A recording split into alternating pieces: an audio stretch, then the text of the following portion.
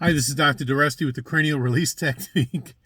Back in the car, another mobile video here in Long Island, New York. Fabulous weather we've had. It's May 31.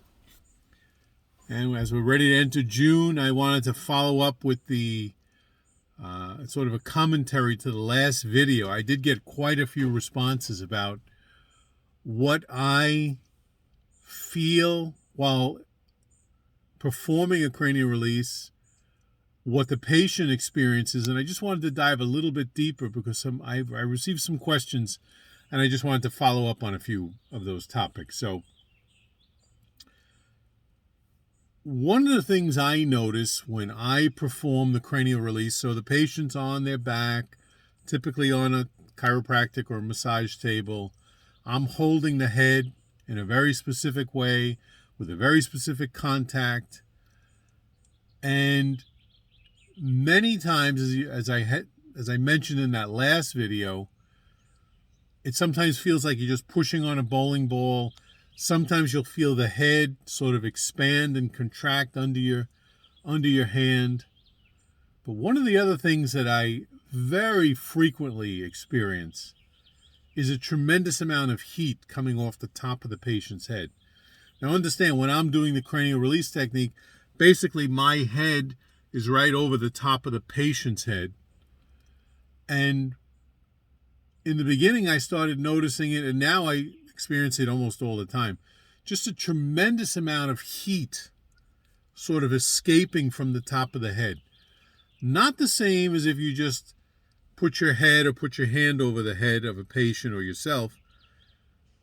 While engaged, while performing the cranial release technique, it's like a tremendous amount of heat that's coming off the top. Many times the scalp will get very red. And again, to me, what's happening is the typical patient that's getting on the table, the one leg is short, the one leg is tight, one side of the pelvis is higher than the other, there's cranial distortion, the shoulders are misaligned, the spine is misaligned, the brain is functioning, as we covered in previous videos. One hemisphere is overactive, one hemisphere is underactive.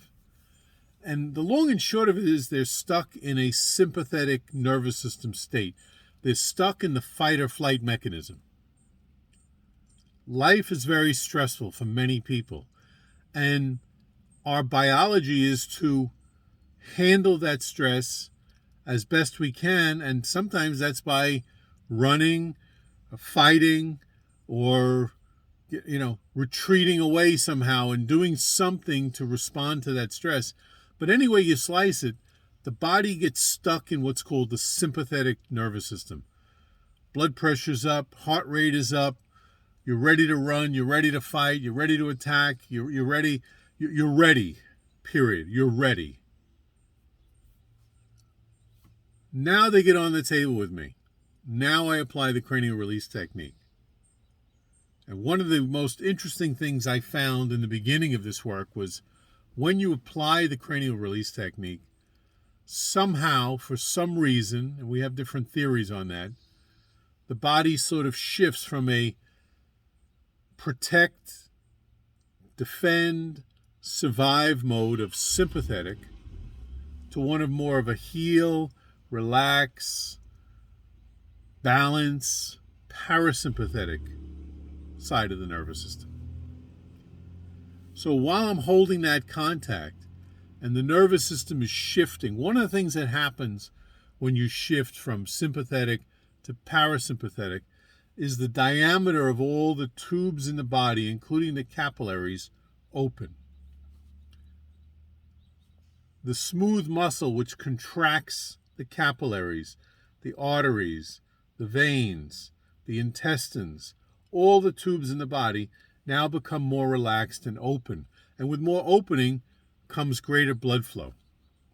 With greater blood flow comes the hyperemia, the redness that you see, and comes the heat. Now that's one possible excuse. It's one possible theory as to why this is happening. And that may be the one. That may be it. And that may be why you recall when I worked on the surfer in Las Vegas, and he said, wow, I feel heat running down my leg. Because we took him from a survive, protect, defend mode to one of rest and relaxation. So that's the simple answer. But again, as the practitioner, as I'm there at the top of the table, holding the contact, performing the cranial release technique, tremendous amount of heat typically comes off. So much so that many times, by the time I'm done applying the cranial release, my face is sweating from the heat that's hitting me in the face. Okay, so I wanted to just describe that, and then other people said to me in some previous emails, well, gee, we love that story about the surfer. Would you share some other sort of strange things that you've seen while working on a patient? So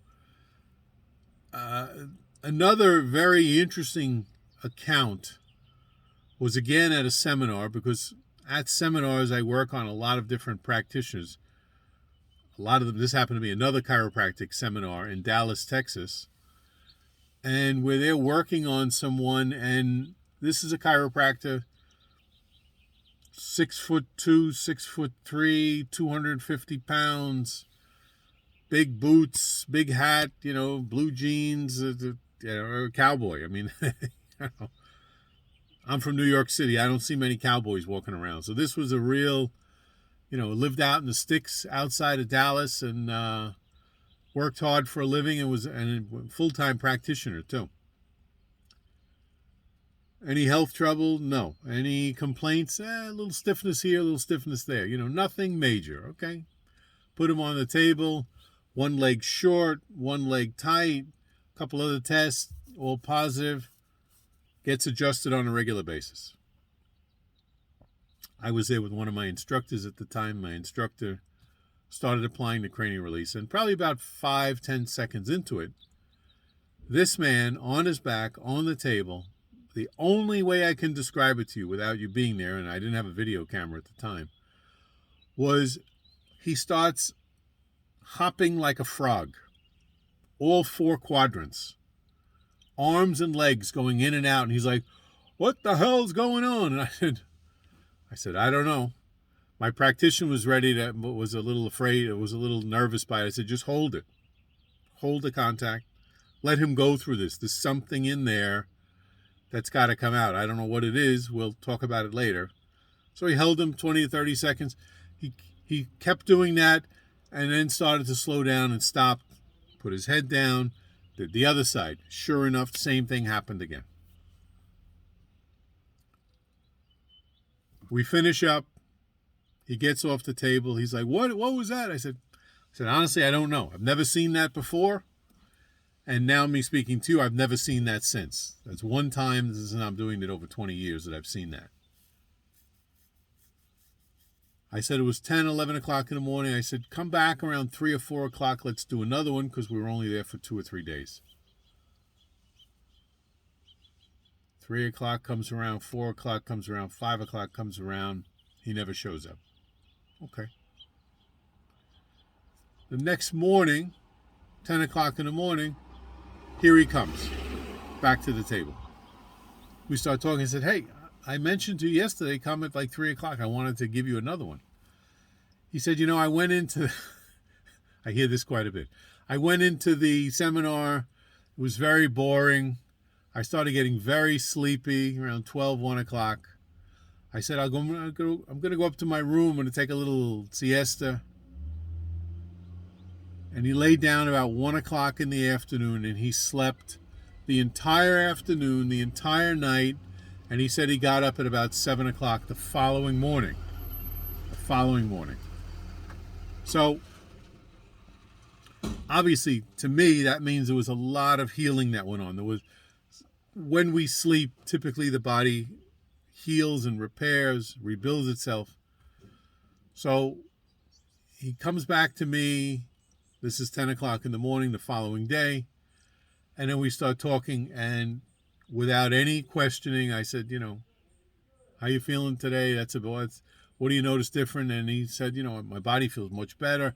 I slept like I was dead. I don't know what happened. I don't know what that was all about.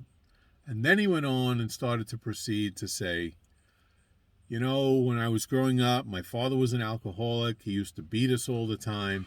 And he went into this whole explanation of things that I didn't ask about, things that were none of my business, but things that he felt he had to just share with me. And whatever it is, he then got back on the table, had another CRT. No more hopping like a frog. To the last of my knowledge, that's over with. He healed from a lot of other things. Later on, we communicated. And that's another one of those things that just happens when you apply this technique. You never know what's in there until you sort of pop the top. And when you pop the top, so to speak, you never know what's going to come out. But whatever has to come out is better off out than in. So he benefited tremendously from that. And I've seen other things like that. And maybe I'll share some other stories down the road about other things that I've seen. But I see things that I never saw with traditional osseous type adjusting. Let me just say that. So again, regardless of what type of practitioner you are, if you could add this 1-minute cranial release technique into your repertoire, whatever that is, chiropractic, acupuncture, massage, physical therapy, occupational therapy, dentistry, naturopathy, whatever it is that you do every day with patients, if you could find the time to learn this technique and add that 1 minute into whatever you're doing, you will see results that'll just blow your mind. It'll just blow your mind. It'll enhance everything that you're currently doing. Again, if you're watching this on YouTube, please like, share, subscribe to the channel. If you'd like to visit our website to look for a practitioner, that's at cranialrelease.com, all one word. There's a button that says Find a Practitioner. You can search for someone in your area. And if you're a practitioner and you'd like to learn more about this work, again, go to cranialrelease.com, click on the online training program, and that will then take you to another website where the training program is located, and you can learn all there is to know about how do you apply this technique in the comfort of your home or office. We have all the modules there. It's all videos. I'm easy to reach. If you have any specific questions, I'm happy to talk to you, happy to work it out with you. Again, cranialrelease.com. This is Dr. Doreste, wishing you a fabulous day. It's the last day of May. Here we go into June. Like it or not, here we come. And I hope this is a great summer for all of you. I hope it's a summer where you explore the cranial release technique, either by getting on the table and experiencing the work, or making the investment to learn the online training program in the comfort of your home or office. Dr. Doreste, adios, my friends. See you down the road. Have a great day. Goodbye.